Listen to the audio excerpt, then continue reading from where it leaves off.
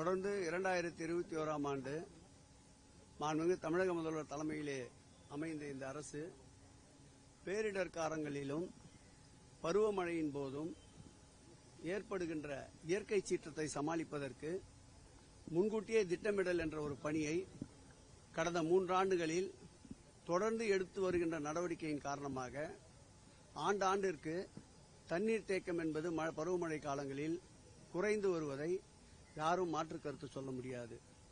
அந்த வகையில் இன்றைக்கு மெட்ரோ ரயில் பணிகள் பல இடங்களில் எடுக்கப்பட்டிருக்கின்றன.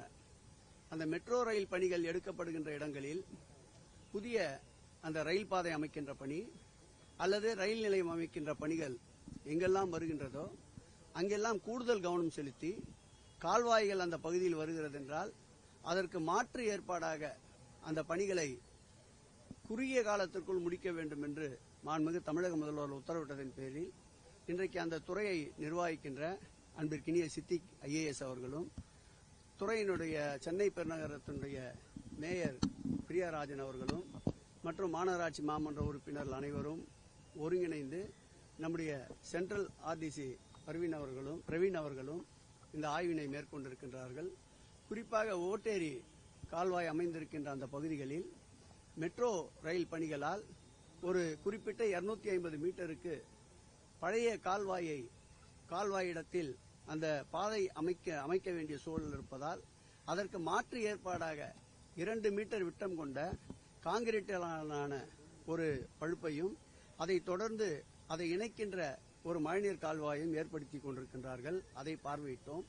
கொளத்தூர் தொகுதியில் அதேபோல் இந்த சிம்சன் பகுதியிலே இங்கும் மெட்ரோ ரயில் பாதை வருகின்ற ஒரு இடத்தில் கிட்டத்தட்ட 200 மீட்டர் அளவிற்கு அந்த மழைநீர் கால்வாய் அமைந்திருப்பதால் அதற்கு மாற்று ஏற்பாடாக அந்த 2 பகுதிகளையும் ஒட்டி ஒரு வளைவை ஏற்படுத்தி தடையில்லாமல் பெருமழை வந்தாலும் அதற்கு ஏற்ற வகையில் மழைநீர் கால்வாய் அமைக்கின்ற பணி ஒரு 60 மீட்டர் அளவிற்கு நடந்து கொண்டிருக்கின்றது. அதைத்தான் தற்போது பார்வையிட்டிருக்கின்றோம். இந்த பணிகளும் 1 மாதத்திற்குள்ளாக முடிக்க வேண்டும் என்று ஒப்பந்ததாரர்களை துறை சார்ந்த அதிகாரி அன்பிற்கினிய சித்திக் அவர்களும் அழுத்தம் தந்திருக்கிறார்கள். தொடர்ந்து இவைகள் மேற்கொள்ளப்படும். அது மாத்திரமல்லாமல் இந்த பெருமழையில் வெள்ளம் போது ஏற்கனவே அமைக்கப்பட்டிருக்கின்ற மழைநீர் கால்வாய்களை முழுவதுமாக தூர்வாருகின்ற பணிகளும் வெகு விரைவில் தொடங்க இருக்கின்றது. ஒரு சில இடங்களில் தொடங்கப்பட்டிருக்கின்றது. தேவையான முன்னெச்சரிக்கை நடவடிக்கையாக பருவமழையை மேற்கொள்வதற்கு மாண்புமிகு தமிழக முதல்வர் மக்கள் பிரதிநிதிகளாக இருக்கின்ற மாநகராட்சி மாமன்ற உறுப்பினர்களை தொடர்ந்து அதேபோல் மண்டல குழு தலைவர்களை தொடர்ந்து மேயர், சட்டப்பேரவை உறுப்பினர், நாடாளுமன்ற உறுப்பினர், அமைச்சர்கள், அதிகாரிகள் அனைவரையும் களத்திலே இன்றைக்கு களப்பணிக்கு முடுக்கிவிட்டிருக்கிறார்கள். ஆகவே பருவமழையை எதிர்கொள்வதற்கும் மக்களுக்கு பேரிடர் காலங்களில் எந்தவிதமான துன்பம் ஏற்படாமலும் பாதுகாப்பதற்கு களத்திலே திராவிட முன்னேற்றக் கழகமும் திராவிட மாடல் ஆட்சியும் நிற்கும்.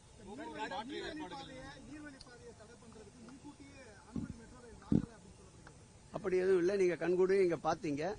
நீர்வழிப்பாதையை தடை செய்வதற்கல்ல, அந்த நீர்வழிப்பாதையில் அந்த ரயில் பாதைகள் அமைக்கின்ற பணி நடைபெறுமானால் அதற்கு மாற்று ஏற்பாடை கையோடு செய்துவிட்டுத்தான் அந்த இடத்தையே நாங்கள் எடுக்கின்றோம் என்று மெட்ரோ அதிகாரி கூற. அதற்கு ஒரு சான்று தற்போது நின்று கொண்டிருக்கின்ற இடத்தில் ரயில் பாதை அமைக்கப்படுகின்ற இடத்தில் ஒரு 200 மீட்டர் அளவிற்கு எடுக்கப்படுகின்ற சூழ்நிலை இருப்பதால் ஒரு 60 மீட்டருக்கு வளைவை ஏற்படுத்தி தங்கு தடை இல்லாமல் வருகின்ற நீர் சுற்றிக்கொண்டு மீண்டும் அந்த ரயில் பாதை அமைப்பதற்கு பக்கத்திலே இருக்கின்ற கனாலில் இணைக்கின்ற பணியைத்தான் இப்போது நாம் மேற்பார்வையிட்டிருக்கிறோம். அனைத்து துறைகளும் ஒருங்கிணைந்துதான் மக்கள் நல பணியில் ஈடுபட்டிருக்கின்றது. மெட்ரோவை பொறுத்தளவில் எந்த பணிகள் இருந்தாலும் முழுமையாக நீர்வளத்துறை, அதேபோல் பொதுப்பணித்துறை, நெடுஞ்சாலைத்துறை, பெருநகர சென்னை மாநகராட்சி இவைகளோடு கலந்து ஆலோசித்துத்தான் பணிகளை மேற்கொண்டு வருகிறார்கள். அப்படி ஏதாவது இருந்தால் கூறினால் உடனடியாக அந்த இடத்தில் கூட ஆய்வு மேற்கொள்வதற்கு துறையினுடைய அலுவலர் அன்பிற்கினிய சித்திக் அவர்களும் பெருநகர மாநகராட்சியும் நாங்களும் தயாராக இருக்கின்றோம். கண்டிப்பாக அந்த மாம்பழம் கனாலை 2 நாட்களுக்கு முன்பு கூட போய் ஆய்வு செய்தார்கள். அப்படி எந்த விதமான சூழலும் அங்கு இல்லை என்று அறிக்கை தந்திருக்கின்றார்கள். எங்கெல்லாம் இப்படி சந்தேகங்கள் ஏற்படுகிறதோ உண்மையான குறைகள் கூட இது போன்ற சந்தேகங்கள் வரலாம். ஆனால் அனைத்தையும் தகவல்களை தள்ளிவிடாமல் ஒதுக்கிவிடாமல் உடனடியாக அந்த இடத்தில் ஆய்வு செய்து அப்படி ஏதாவது பாதிப்பு இருந்தால் அதற்கு மாற்று ஏற்பாடுகளையும் நிச்சயம் மேற்கொள்ளப்படும். நாங்கள் 1.5 மாதம் 2 மாதம் என்று சொல்லுகிறார்கள். 1 மாதத்திற்குள் அது நிறைவடைவதற்குண்டான அனைத்து பணிகளையும் துரித நடவடிக்கைகளையும் மேற்கொள்வதற்கு ஒப்பந்ததாரர்களுக்கு அழுத்தம் தந்து கொண்டிருக்கின்றோம். தேவை என்றால் மெட்ரோ ரயில் அமைகின்ற இடங்களில் தேவை என்றால் போக்குவரத்து மாற்றங்களும் நடைபெற்று வருகின்றது. எப்பொழுதுமே ஒரு கசப்பிற்கு பிறகுதான் ஆரோக்கியம் கிடைக்கும். ஆகவே சிறு சிறு சங்கடங்கள் இருப்பதை நாங்களும் பொதுமக்களோடு நெருங்கி பழபவர்கள் அறியாதவர்கள் அல்ல.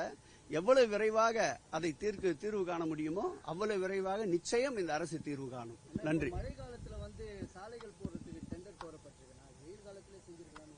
வெயில் காலங்களில் நாடாளுமன்ற தேர்தலுக்கு முன்பாக கோரப்பட்ட அனைத்து பணிகளும் தற்போது நிறைவடைந்திருக்கின்றன.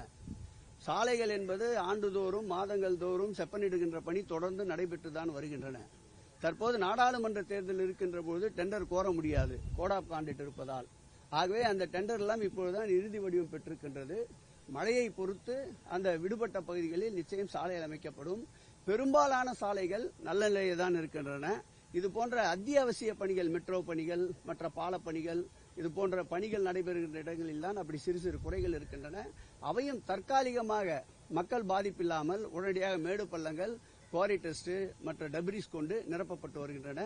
அப்படி ஏதாவது இருந்தால் கவனத்திற்கு கொண்டு வாருங்கள். உடனடியாக அந்த இடத்தை சரி செய்வதற்குண்டான முயற்சிகளை மேற்கொள்ளலாம். அமைச்சர் உதயநிதி அவர்களுக்கு அமைச்சர் பதவி வழங்கப்பட்ட போது துணை முதல்வர் குறித்து ஆலோசனை நடக்கிறது சார். காலையிலேயே ஒரு பேட்டியில சொல்லிட்டேன்.